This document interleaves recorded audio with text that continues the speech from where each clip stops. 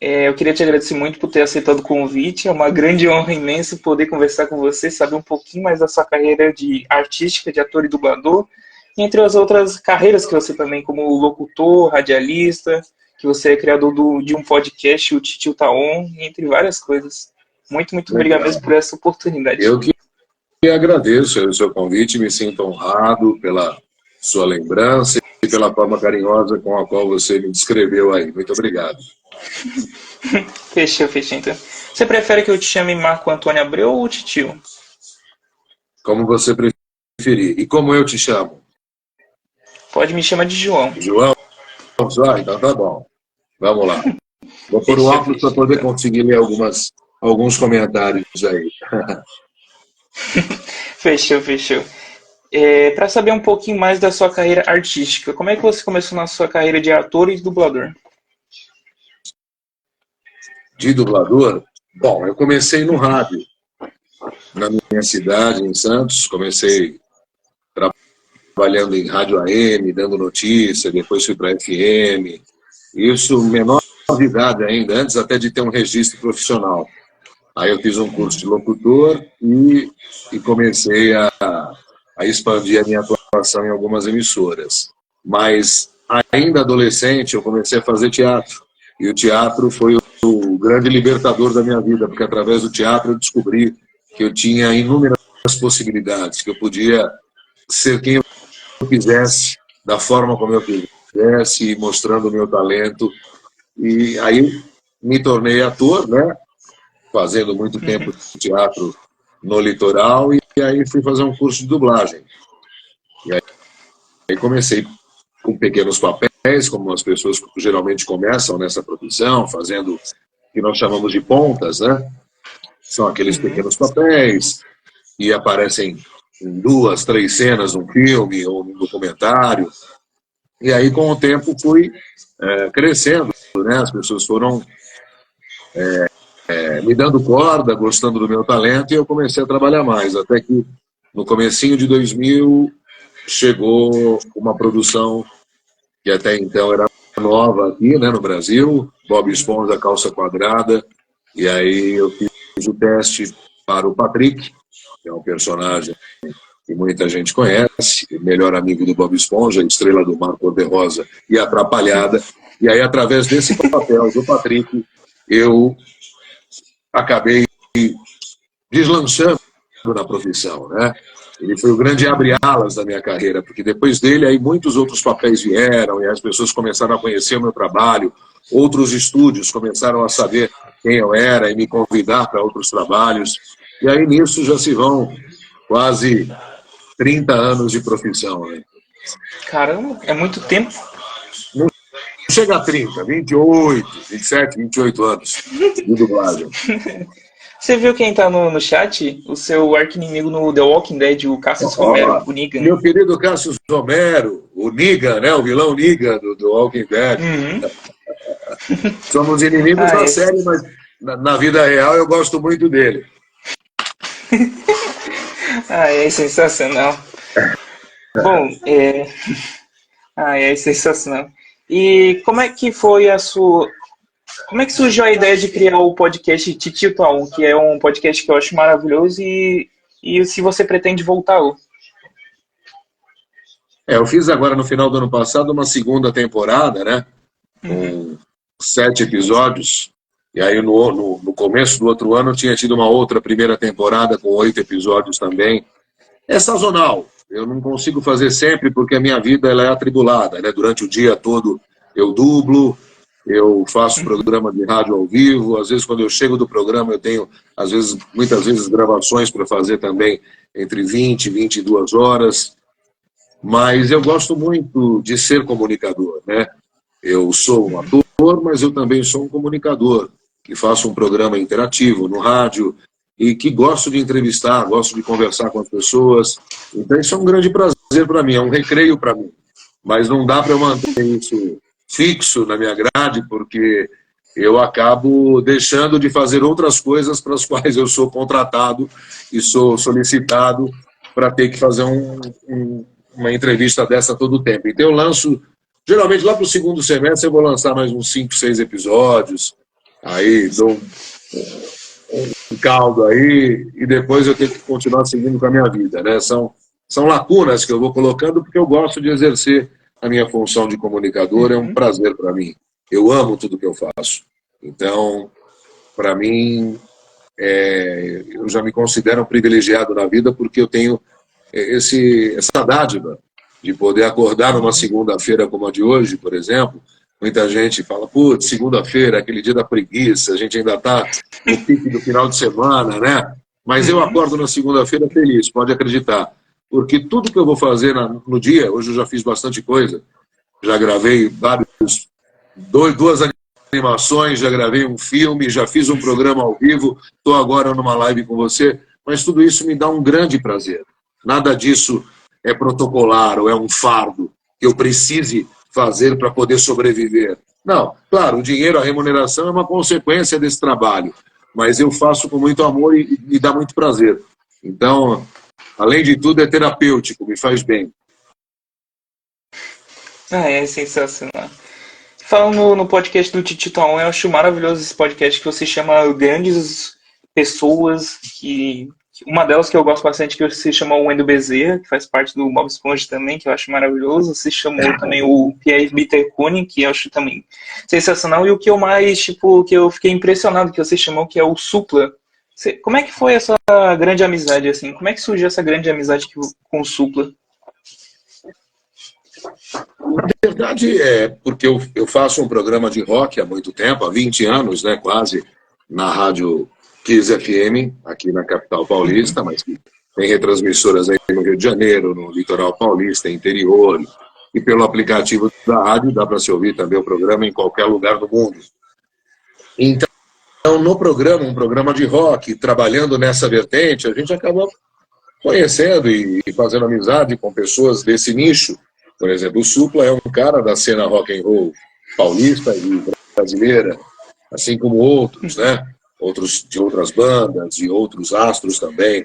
E aí, quando eu faço os meus podcasts, eu tento não ficar atrelado somente ao rock e somente à dublagem. Eu tento levar pessoas das mais diferentes áreas para bater um papo comigo, para contar uma boa história. E, claro, às vezes vai coincidir de eu levar um grande colega que dubla, que tem bons personagens para a gente bater um papo, pessoas do cenário rock, mas também eu levo de outras áreas, né? Eu já fiz entrevistas com tanta gente fora da minha bolha, né? Da Monja Cohen, falando de meditação e psicodelia, até a chefe de cozinha, como Fogaça, e tantos outros convidados. Eu gosto de bater papo, eu gosto de trocar uma ideia e de deixar a pessoa contar a história que ela tem. Isso é bom. Verdade, verdade. E pra mim também, eu gosto de conversar com os dubladores. Pra mim é uma sensação maravilhosa, assim, de saber que eu tô conversando com aquele dublador que eu sempre admirei. Isso pra mim é sensacional. Fico extremamente honrado. E a gente fica feliz também de saber que existe esse reconhecimento, né? De grande parte do público, até num momento como o que a gente vive hoje, com essas polêmicas e tantas coisas chegando, como a questão da IA, da inteligência artificial, que alguns acham que pode ser uma ameaça à nossa profissão. E então é muito bom a gente saber que existem pessoas que valorizam, gostam da nossa arte, né? E aquilo que é humano, uma emoção, uma verdade que a gente transmite na nossa voz, numa cena dramática, numa cena de ação, qualquer que seja, ela nunca vai conseguir ser substituída por algo gélido, mecânico e robótico. Por isso que eu acho que a nossa profissão vai sempre existir, porque as pessoas valorizam sentimentos humanos, emoções humanas são passadas por seres humanos. Não é? Caramba! Ou não? Sim. Sim, certíssimo. É sensacional. E como é que surgiu essa sua paixão pelo rock? Você já gostava desde de adolescente? Como é que foi? Desde de pirralho eu ouvia muitas coisas, né, através dos discos do meu pai, da minha mãe, de um irmão mais velho que morou uma época na minha casa conosco. E então era muito, a nossa vitrola era muito democrática e eclética. porque tinha de Elis Regina, Chico Buarque e Roberto Carlos, dos meus pais, até Bozo, Balão Mágico, que eram os discos infantis que eu ouvia na minha infância, e Led Zeppelin, Ozzy Osbourne, do irmão mais roqueiro. Então a gente ouvia um pouco de tudo, era uma vitrola só, e eu desde cedo me encantei. Me lembro que a primeira figura que eu me encantei foi com o Ozzy, porque ele tinha aquela cara toda meio, né, de filme de terror, aquele morcego e aquelas caretas que ele fazia. Aquilo, eu, criança, me chamava a atenção, e aí eu comecei a gostar das letras do Black Sabbath, que era a banda que ele liderava, né? E naquela época não tinha Google, na minha adolescência não tinha o Google para a gente jogar lá uma letra, traduzir na hora e saber o que significava. Então eu ficava pedindo para amigos que falavam inglês, que eram mais velhos que eu, para traduzirem as letras. E aí eu via que as letras tinham toda uma atmosfera de filme de terror. Então aquilo me encantou, e aí eu mergulhei de cabeça e fui gostando, e fui ouvindo outras coisas, e fui aprendendo. A MTV, no meu início de juventude, teve um papel fundamental para que eu aprendesse e ampliasse o meu gosto musical conhecendo outras bandas, porque eu assistia o programa do Gastão, tinha o Gás Total, tinha o programa do Cazé, tinha o Thunder. Era uma época, a melhor época da MTV, e eu assistia aqueles programas, a Astrid, a Soninha, e eu ia curtindo, anotando os nomes daquelas bandas, e aí não saí mais. É sensacional. Tem outros estilos musicais que você gosta? Eu curto bastante Freddie Mercury, Michael Jackson. O que você curte? Além de outros. Desculpa, o que eu curto além de rock? Se tem outro estilo musical que você gosta além do rock? Eu gosto de muita coisa, muita coisa. Não sou uma pessoa ortodoxa e nem fanática a nada. Quando a gente se fecha numa única visão, e isso vale para qualquer questão, para qualquer instância na vida, seja futebolisticamente falando, seja religiosamente falando, seja politicamente, ideologicamente falando, quando a gente se fecha numa única questão e passa a defender uma única bandeira cegamente, a gente perde o nosso poder de crítica, a gente fica estreito, uma visão limitada da coisa como um todo. Eu sempre fui o cara de furar bolhas e de ir além, e não seguir rebanho nenhum. Então eu acho que a gente tem que ser assim, gostar de muita coisa, conhecer muita coisa, não ter preconceito com outros gêneros musicais. E assim, em outras instâncias também, tem pessoas, o fanático, aquele xiita, seja o roqueiro xiita, seja o pentecostal xiita, seja o militante de qualquer vertente xiita, ele acaba ficando chato, ele acaba tendo uma visão muito rasa das coisas. A gente precisa ter o peito aberto para conhecer sabores, experimentar sabores e ter um senso crítico para saber o que agrada a gente e o que não agrada. Verdade. Não é? Eu tenho que também escolher. Verdade. Eu também tenho que ver outros estilos musicais também, além das músicas antigas que eu gosto bastante. Acho claro. sensacional. E assim eu sou, viu? Eu sou assim com muita coisa na vida. Eu não sou fechado em nada, assim. Eu gosto de conhecer outras verdades e outras vertentes em qualquer instância, porque a gente aprende e a gente evolui assim. Verdade. Você teve alguma inspiração para ser ator e dublador? Você tem, tipo, hoje em dia, assim, você tem algum dublador assim que você se inspira? Olha, não tem nenhum assim especificamente hoje, mas assim, muitos, na época que eu comecei, eu tinha uma grande admiração e mantenho até hoje essa admiração. Por exemplo, Luiz Carlos de Moraes, que é uma figura e tanto, um monstro sagrado da nossa profissão, que é o seu Siriguejo, por exemplo, dentre outros tantos papéis que ele tem. Um cara de uma generosidade, de um talento absurdo. O próprio Wendel Bezerra, que por mais que nós tenhamos a mesma idade, sejamos do mesmo ano de nascimento, ele começou muito antes de mim, ele começou criança. Eu já comecei com 20 e poucos anos. Então ele já tinha uma experiência, uma trajetória grande. Ele também me inspirou e me ensinou muito no meu começo. Porque ele, além de fazer o Bob Esponja, ele dirigia os episódios de Bob Esponja nesse início da série, que foram dublados nos estúdios da Alamo.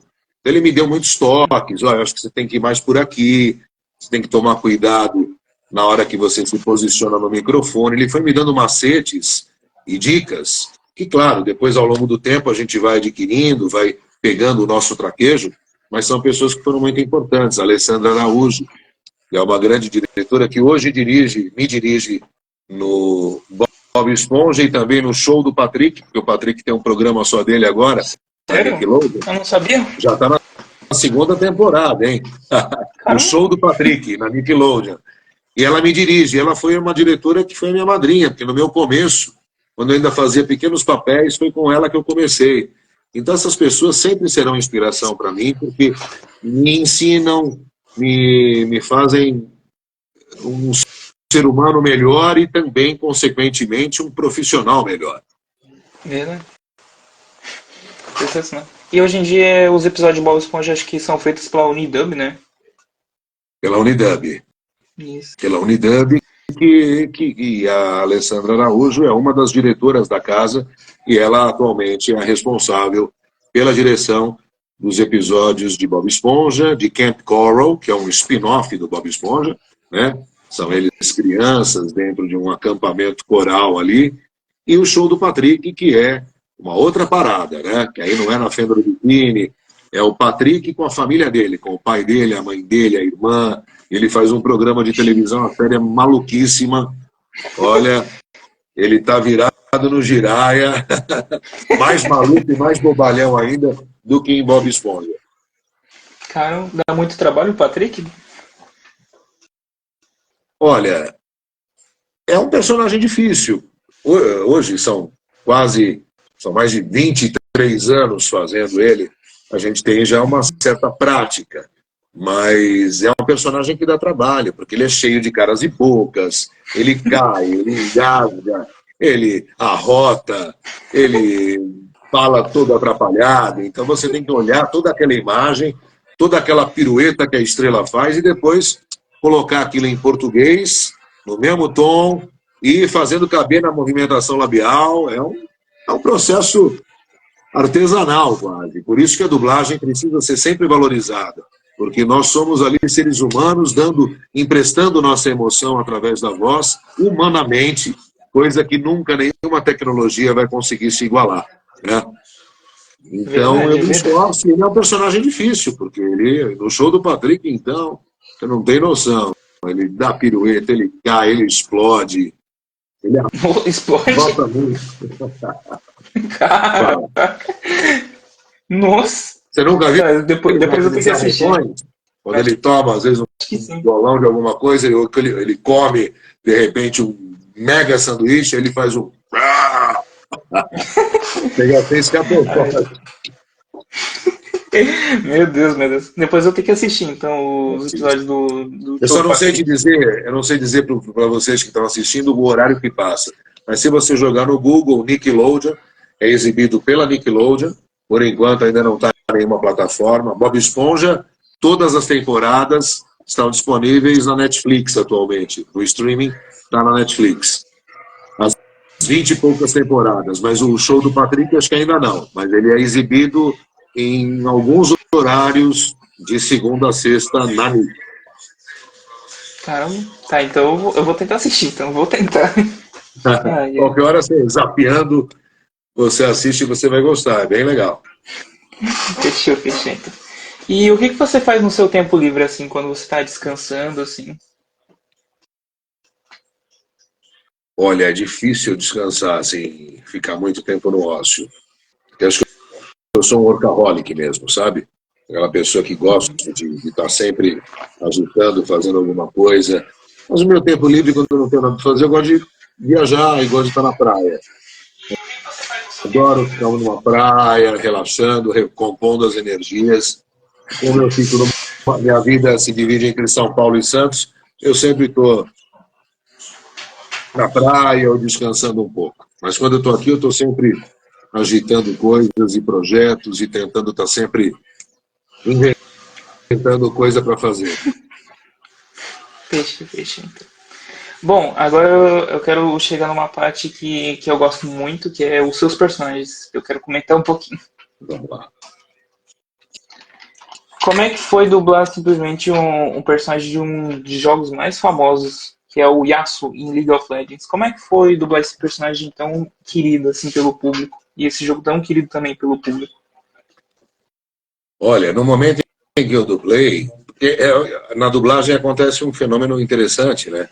A gente nunca tem a dimensão e nunca consegue prever o que vai ser sucesso e o que não vai ser sucesso, né? Salvo uma ou outra coisa, quando você vai dublar um grande filme da Disney ou um novo filme de herói da Marvel, aí você já tem até uma certa suspeita e uma previsão de que possivelmente será um sucesso no cinema, no streaming, enfim.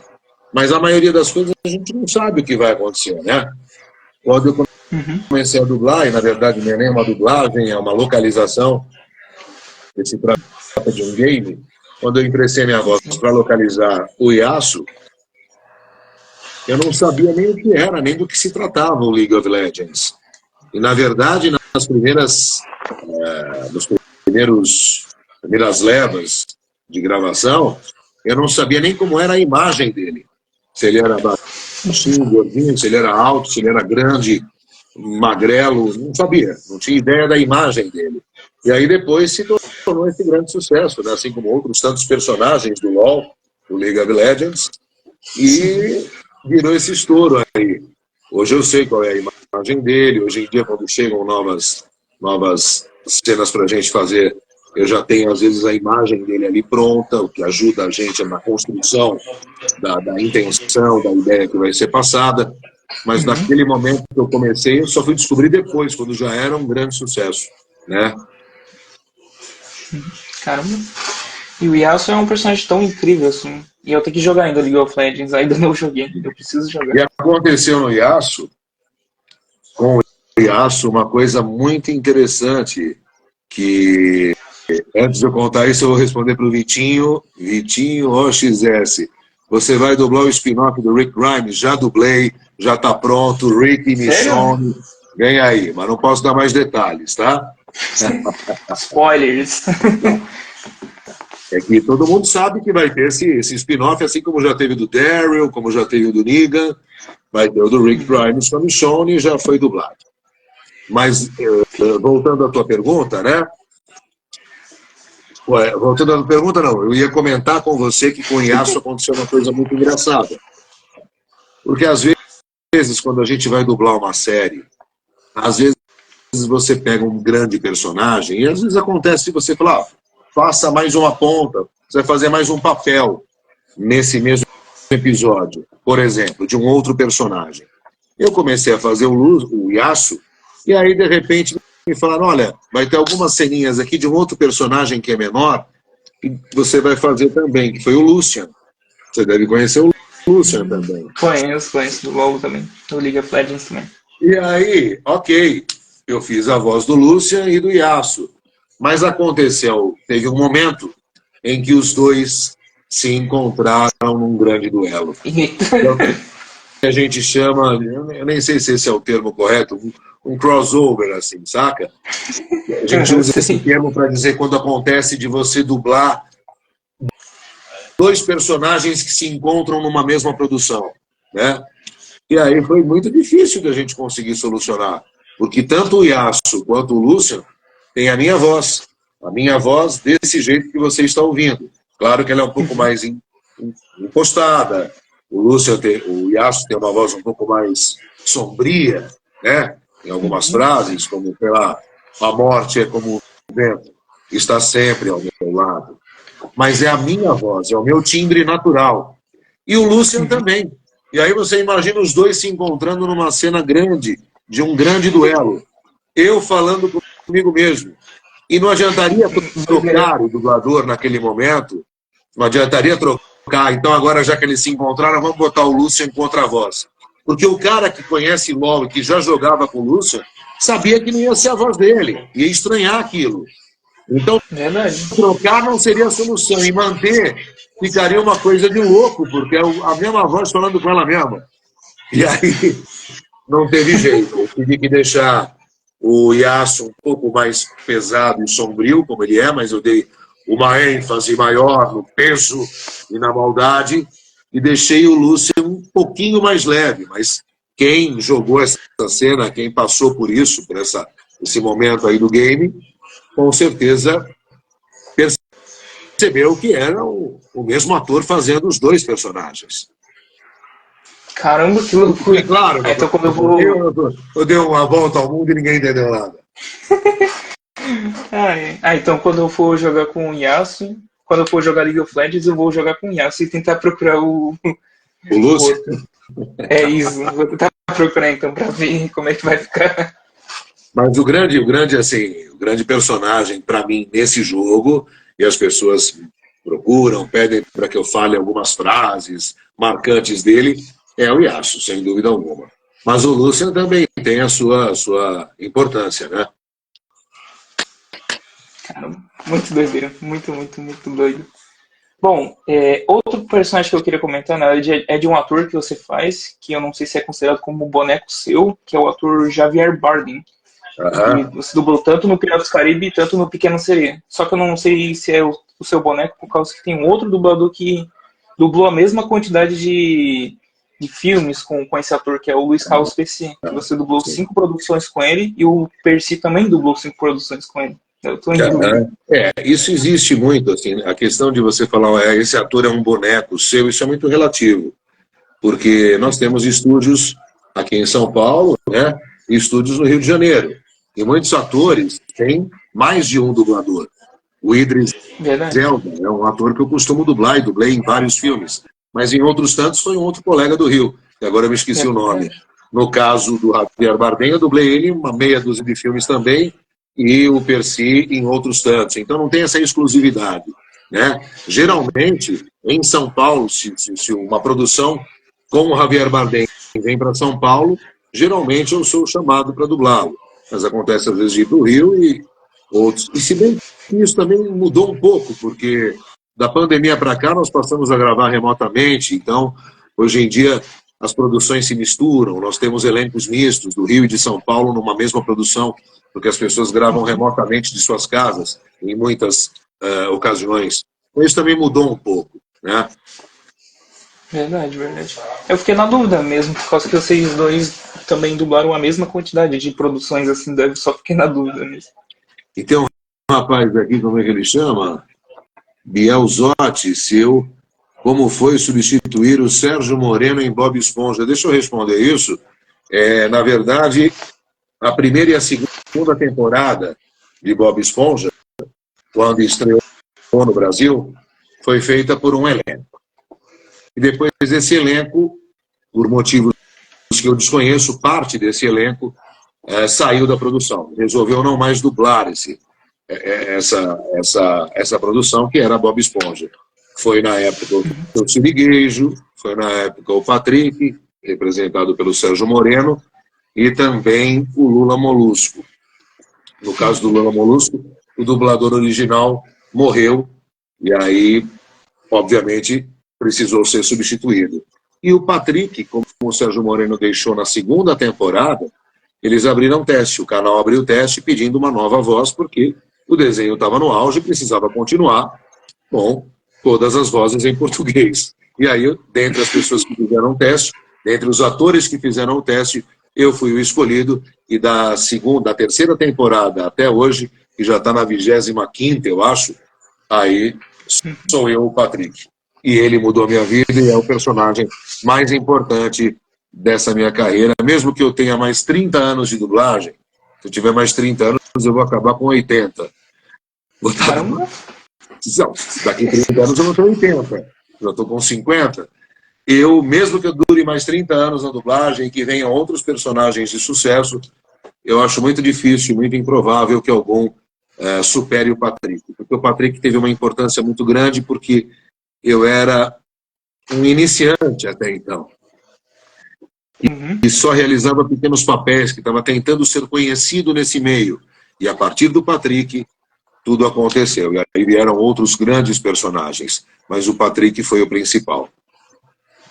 Que é a estrela do desenho. Eu acho sensacional. O desenho é um desenho de muitos protagonistas, porque além do Bob Esponja ser sensacional, eu acho o Patrick sensacional, acho o Lula Molusco um grande personagem, o Siriguejo é um grande personagem, o Plankton é um grande vilão. É um desenho de ótimos personagens, né, se a gente for analisar. Verdade. Inclusive os filmes são maravilhosos também. Acho que é o primeiro filme que teve, que era o Bob Esponja, o filme, que teve o Netuno, né? Que o Plankton tinha roubado a coroa, que eu acho maravilhoso aquele filme. Muito legal. Depois teve o Herói Fora d'Água, que era 3D, teve até a participação do Antônio Bandeiras e aquele outro ator que sempre participa, esqueci, que era da Super Máquina. Depois teve o terceiro, né? E agora eu não sei quando que vai chegar na Netflix, mas já dublamos, já está prontinho, já faz um tempo, o filme da Sandy. A Sandy é a estrela do filme, E vai chegar em breve no streaming. O Patrick participa, o Bob Esponja participa, todos os personagens participam, mas ele é focado mais na Sandy. A Sandy é a bola da vez nesse filme. Caramba, então eu vou assistir com certeza. Filho, eu achei divertidíssimo, viu? A gente se divertiu fazendo. Eu só não sei se já... Pode até ser que esteja próximo de estrear. Eu, às vezes, como bola, eu fico o dia inteiro dentro de estúdio, gravando, falando, às vezes eu acabo perdendo até, a coisa já estreou e eu nem fico sabendo. Casa de Ferreiro e Espeto de Pau, às vezes, né? Caramba, que loucura. Bom, outro jogo que você dublou, que não faz muito tempo que você dublou, que é o Durlin, em God of War Ragnarok. Você já tinha visto algum jogo de God of War antes, nas franquias anteriores? Não. Eu te confesso, cara, que eu adoro fazer game, adoro emprestar minha voz para localizações, mas eu sou um zero à esquerda no jogo, viu? O tiozinho aqui parou lá no Atari, acho que nem é da tua época, não sei se conhece o Atari, o Odyssey. Conheço. Eu jogava Enduro, River Raid. Dessa novidade, não. Meus filhos têm PS4, lá jogam tudo, mas eu boio. Eu só conheço algumas coisas do que eu vejo, assim, do que eu faço. Mas não tem essa dimensão, não. Caramba. É um jogo maravilhoso, o God of War. É bem legal. Inclusive, eu tenho um jogo aqui. Pena que você não vai conseguir ver, mas eu tenho um jogo. Que legal. Qualquer hora você tem que me manda uma cena legal do Yasuo, assim, pra eu rever. Porque faz tempo que eu queria ver alguma coisa. Depois você me manda. Aí eu posso. Fechou. Eu te marco nos stories, então. É sensacional. E o outro ator que você fez, que é o Christian Bale, no Gore, em Thor, Amor e Trovão. Como é que foi dublar esse personagem? Que a franquia Marvel, que é uma das maiores franquias do cinema. Como é que foi essa sensação? Eu dublei ele em alguns filmes. E foi muito prazeroso para mim, porque, na verdade, o Gore, que você está se referindo, né? Que foi o Christian Bale no Thor, Amor e Trovão, eu nem considero ele um vilão. Então eu fiquei naquela, que eu não podia dar um tom de voz que passasse só uma maldade, porque eu não vi maldade nele. Eu vi um senso de justiça. Na verdade, o que eu entendi é que ele louvou e amou tanto os deuses, e aí quando ele pediu para que esses mesmos deuses salvassem a vida da filha dele, e ele não conseguiu, e a filha morreu, ele se revoltou com os deuses. Era somente um pai revoltado e amargurado e doído por conta de ter perdido a filha. Então eu tentei mostrar essa amargura, mas sem uma maldade absurda. Mas foi muito bom dublá-lo, foi muito bem dirigido, e foi uma escolha da Disney, né? Algumas pessoas já estavam acostumadas com o Christian Bale com uma voz de um outro colega dublador, mas às vezes acontece da Disney, da MC Comics, enfim, do cliente, qualquer que seja o dono do produto, ele decidir escolher um novo ator ou abrir para teste, e aí me escolheram, e depois eu fiz outros filmes do Christian Bale também. Mas é sempre um... Caramba. A gente sempre aprende e evolui com isso, né? Porque são grandes atores. E quando você dubla um grande ator e você vai na mesma pegada dele, você aprende, né? Aprende e evolui na sua própria profissão. Caramba, sensacional. Eu tenho que assistir ainda o Thor e o Trovão. Eu e minha mãe, a gente tá Entendeu? assistindo as produções da Marvel ainda. Que a gente tá vendo agora o Falcão e o Soldado Invernal, que é aquela série da Marvel, não sei se você conhece. A gente tá Sim, ainda sim, foi assistindo. Que tá bom. muito bom, eu tô achando muito bom. Que, acho que eu não sei se é depois desse, pra assistir Thor, Amor e Trovão. Mas quando eu assistir, eu vou te marcar nos stories. Muito bem, pode me marcar. Olha, tem um rapaz... Ah, não, tem gente pedindo para eu falar os nomes dos diretores com os quais eu trabalhei. Não teria nem como, porque são tantos, são centenas, ao longo de quase 3 décadas trabalhando nessa profissão. São muitas produções, são muitos colegas, são muitos diretores. Eu cometeria injustiça se eu citasse alguns e esquecesse de outros. Caramba, que doideira. Bom, outro jogo que eu queria comentar, que é um dos jogos mais famosos que tem, que você dublou o Wesker em Resident Evil 4. Como é que foi dublar esse game incrível? Ah, também foi muito legal, porque é uma franquia de muito sucesso, né? E a galera pira, ama. Muitas pessoas comentaram, alguns fãs entraram em contato comigo, comentando, fazendo suas resenhas sobre o que acharam. E isso deixa a gente feliz, porque eu sempre me esforço muito para levar o melhor, o que eu tenho de melhor para a pessoa. Eu fico imaginando a pessoa ali no sofá, jogando ou assistindo a série, e então eu me dou por completo, assim. E fico feliz quando recebo esse tipo de resposta, ou esse tipo de aceno positivo, porque é sinal de que o esforço valeu a pena, de que eu consegui dar o recado e conseguir levar um entretenimento de qualidade para aquela pessoa que escolheu estar ali assistindo o conteúdo em português. Caramba, que doideira. Falando desse negócio dos fãs, assim, quando eu fui jogar God of War Ragnarok, tipo, teve 2 dubladores que eu fiquei em choque que tava na dublagem, que era você e o Carlos Campanile. Eu fiquei em choque, porque eram 2 dubladores que eu admirava muito. E eu fiquei muito feliz que tava na dublagem do jogo.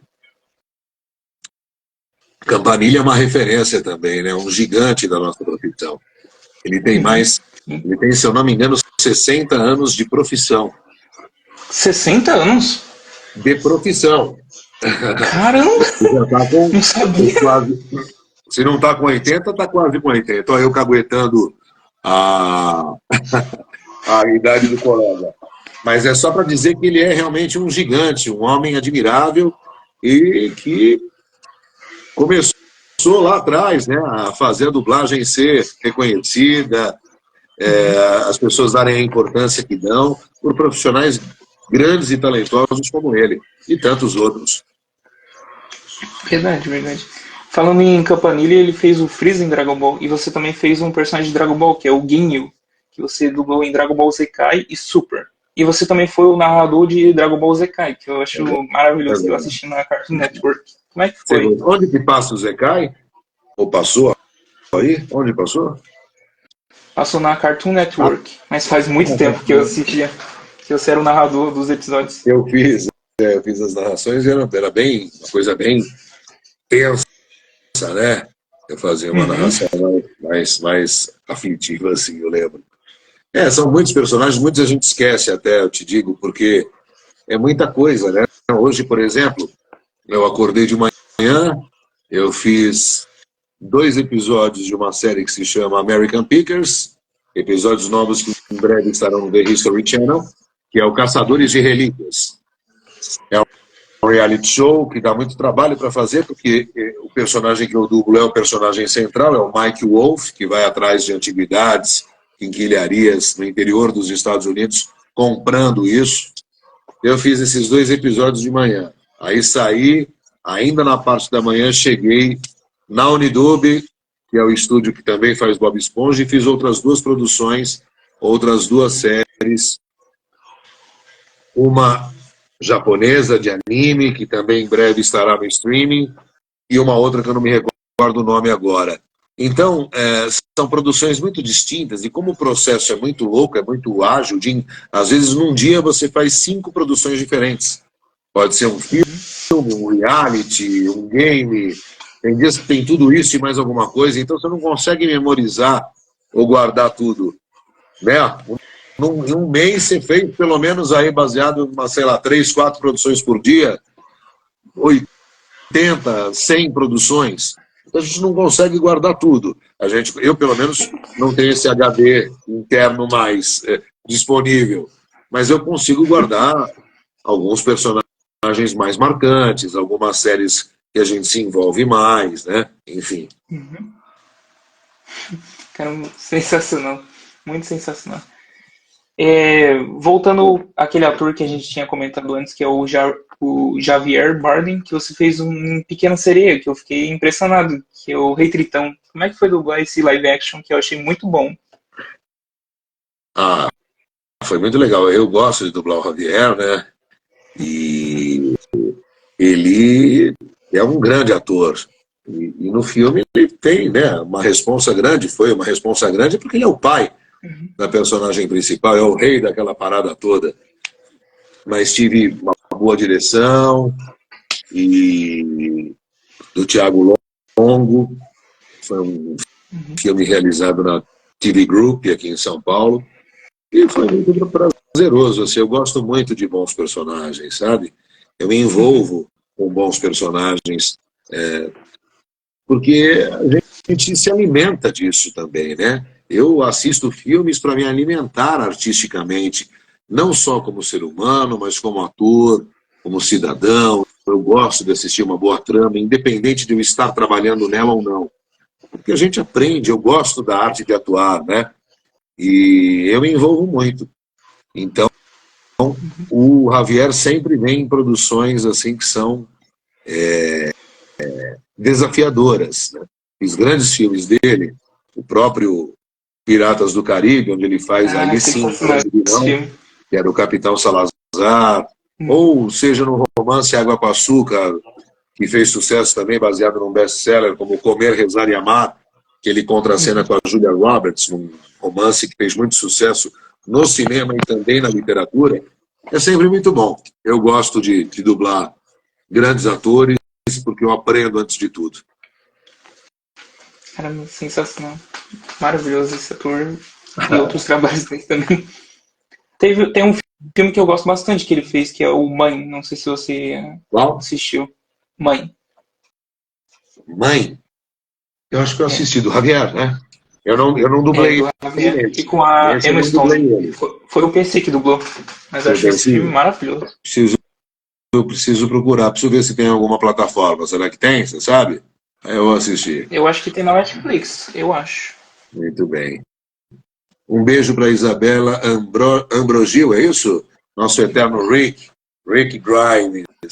Esse também eu vou te dizer. Como eu gosto de dublar o Andrew Lincoln. E algumas pessoas, só para te adiantar, você que gosta de jogos, já vou até responder o que muitos me perguntaram. Mas por que você não dublou o Rick Grimes, que apareceu em...